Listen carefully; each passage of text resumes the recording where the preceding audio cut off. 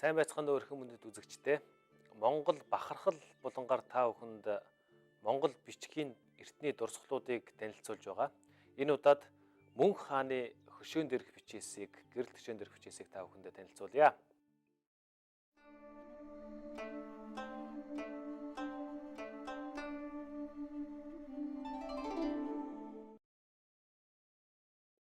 Мөнх хааны бичээсийг хамгийн анх намнанд орж байгаа.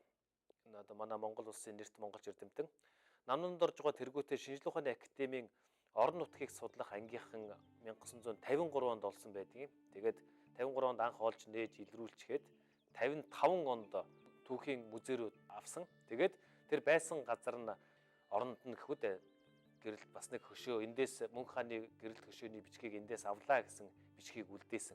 Тэгээд яг тэр Мөнх хааны тэр гэрэлт хөшөө олдсон бичиг бол Мөнх хааны бас зундаа цусдаг байсан нэг ордон гэдэг ерөнхий тэр газар гэдэг нь тодорхойлогдсон л доо. Энэ бол одоогийн хор Хөвсгөл аймгийн Ар булаг сумын нутаг.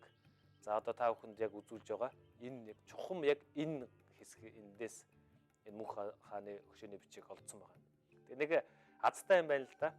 Юу азтай гэхээр Чингисийн чулууны бичиг маань өнөөгийн улс төрийн хэлийг зурх юм бол одоогийн зохиомл гэхүүд одоо монголч одоо нутгаа алдчихад байгаа. Энэ хэлийг зурх юм бол хэлний гаднахан талд олдсон учраас Эрмитаж музейд хадгалагддаг. Албан ёс ордоор Оросын холбооны улсын өмч болчиход байгаа.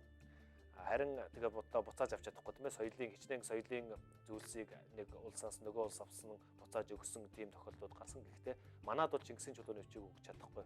Тэгээ Чингисийн чулууны бичиг Хайр улсын музейд ингээд байж байдаг. Гэтэл Мөнх хааны хөшөөний бичиг бол одоо Хөвсгөл аймгийн нутгаас олдсон учраас одоо манай Монголын үндэсний түүхийн музейд ингээд манай хүүхд залуучууд Улаанбаатар хотод байгаа хүүхд залуучууд бол одоо үндэсний түүхийн музейд очиод яг тэр Мөнх хааны хөшөөний бичгийг уг гэхээр нь үзэж болох юм. Энэ бол одоо бас их сайхан бахархалтай сайхан зүйл юм байгаа юм. 3 мөр Монгол бичээс байгаа. Хажууд нь ингээ хятад нангихад бичгтэй.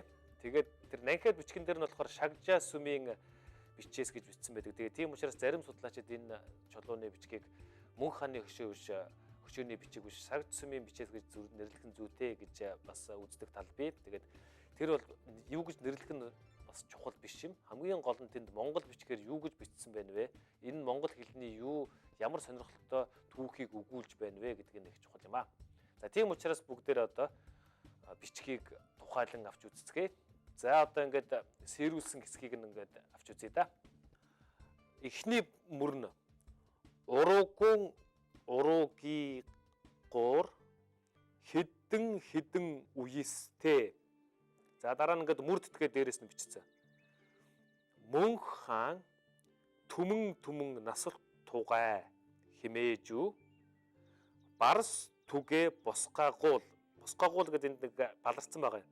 Босгаагуул баа гэж хүмүүс бараг сэргээж уншдаг.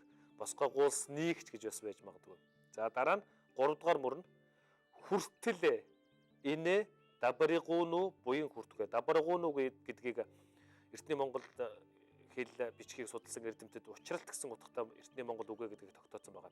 Учралт буян хүртгэ, дабаригууны буян хүртгэ. За тэгээд ингэж уншихаар бас өгүүлбэр зүйн хувьд бас учир нь олдохгүй зүйлүүд бас байна л да. Ургийн ургаар хэдэн үест Мөнх хаан түмэн насалт тугай химээж барс түгэ босгоогуулсан гिचээд гинтхэн хүртэл энэ учралт буян хүртгэ гэхээр болохгүй байгаа.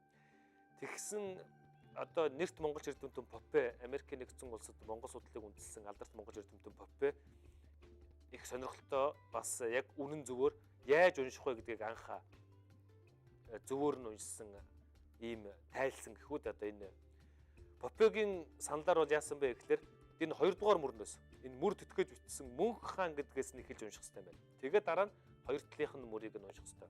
За 2 дугаар мөрнөөс эхэлж уншъя. Мөнх хаан түмэн насалт тугай химээж барс түгэ босгоогуулсныг одоо босгуулсныг тийм ээ босгуулсныг гिचээд эргээд 1 дугаар мөрнөөс ургийн ургаар хэдэн үест хүртэл гэхээр яг өгүүлбэр 100% зөв болж байгаа. Энэ учралт буян хүртгэ гэж ингэж болсон байна. Тэгээд энэ бол Мөнх хааныг хятад нангихадыг дайлар мордохоор явсан үед буюу 1257 онд бичигдсэн бичиг гэдгийг нь одоо хятад бичээснээс нь тэгээд бичсэн түүхээс нь бол судлаачид тогтоожсон. Тэгээд Мөнх хааныг амьд ахуйд нь зусдаг байсан тэр ордонд нь барьсан ийм сайхан монгол бичиг бүхий бас тэр хоёр талынх нь та бүхэн одоо дахиад харцгаа энэ сүүлийг нь харахад тэр хоёр талын захих нь ургийн ургаар бас хүртэл энэ гэдэг үгнүүдэд байгаа сүүлнүүд нь одоо ингээд нэг хэлбэртэй хамгийн яг голд байгаа мөн хаан түмэн наслтгой гэж бичгдсэн энэ мөрний сүүлнүүд нь дандаа тийм босоо сүүлнүүд байгаа.